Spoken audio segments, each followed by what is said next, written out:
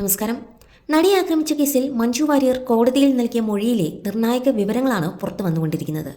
കാവ്യയുമായി ദിലീപിനുള്ള ബന്ധം നടിയിൽ നിന്നും മഞ്ജു വാര്യർ അറിയാനിടയായ സാഹചര്യം മനസ്സിലാക്കിയ ദിലീപ് അവരോട് പക സൂക്ഷിച്ചിരുന്നു എന്നതായിരുന്നു മഞ്ജുവിൻ്റെ പക്ഷം. നടി ആക്രമിക്കപ്പെട്ട കേസിൽ ഗൂഢാലോചനാവാദം ആദ്യമായി മുന്നോട്ട് വച്ചതും മഞ്ജു വാര്യർ തന്നെയായിരുന്നു.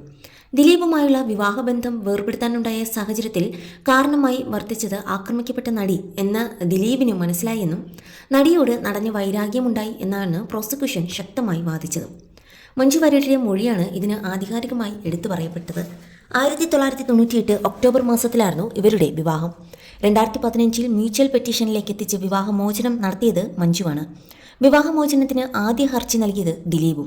ദിലീപിന് കാവ്യയുമായുള്ള ബന്ധം തെളിയിക്കുന്ന ചില പോയിന്റുകൾ ഉൾപ്പെടുത്തി അത് കോടതിയിൽ തെളിയിക്കാൻ മഞ്ജുവിന് കഴിയുമോ എന്ന സംശയമാണ് മ്യൂച്വൽ ഡിവോഴ്സിലേക്ക് എത്തിച്ചത് എന്ന് ദിലീപിന്റെ അഭിഭാഷകൻ കോടതിയിൽ അവതരിപ്പിച്ചിരുന്നു. മ്യൂച്വൽ ഡിവോഴ്സിലേക്ക് എത്തിക്കാനായി തനിക്ക് അക്കാര്യങ്ങൾ ഓർക്കാനാവുന്നില്ല എന്നാണ് മഞ്ജു നൽകിയ മറുപടിയും.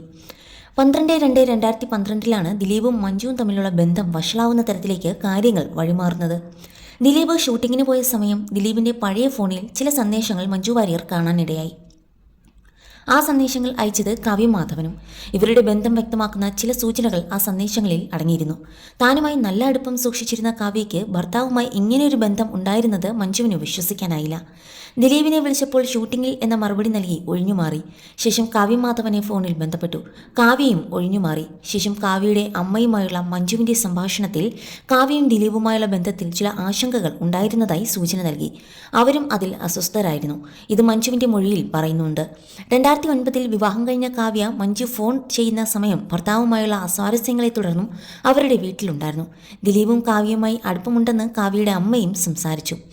ആക്രമിക്കപ്പെട്ട നടിക്കും ഗായിക റിമി ടോമിക്കും ഈ വിഷയം അറിയാമെന്നും കാവ്യയുടെ അമ്മ വിരൽ ചൂണ്ടിയതായും മൊഴിയിൽ പറയുന്നു. തനിക്കുണ്ടായ മനോവിഷമം മഞ്ജു സുഹൃത്തുക്കളായ ഗീതു മോഹൻദാസിനും സംയുക്ത വർമ്മയ്ക്കുമൊപ്പം പങ്കിടുകയും ചെയ്തു. 4/2/2012 ഇവർ നടിയെ നേരിട്ട് കാണാൻ തീരുമാനിക്കുന്നു. ഗീതുവിനൊപ്പം സംയുക്തയുടെ വീട്ടിലെത്തിയ മഞ്ജു അവിടെ നിന്നും അവർക്കൊപ്പം നടിയുടെ വീട്ടിലേക്ക് പോകുന്നു.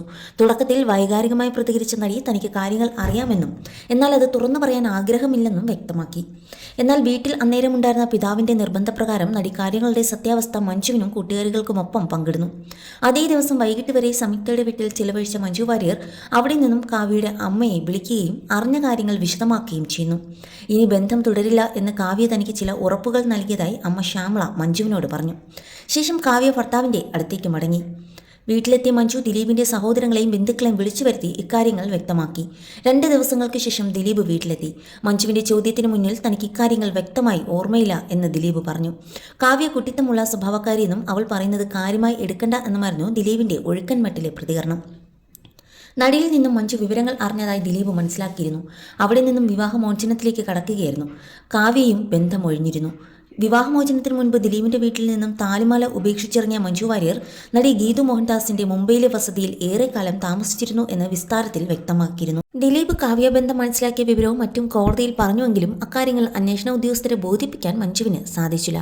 ഈ വൈരുദ്ധ്യം മഞ്ജു വാര്യരുടെ വാദം കോടതി അവിശ്വസിക്കാൻ കാരണമായി മാറുകയും ചെയ്തു.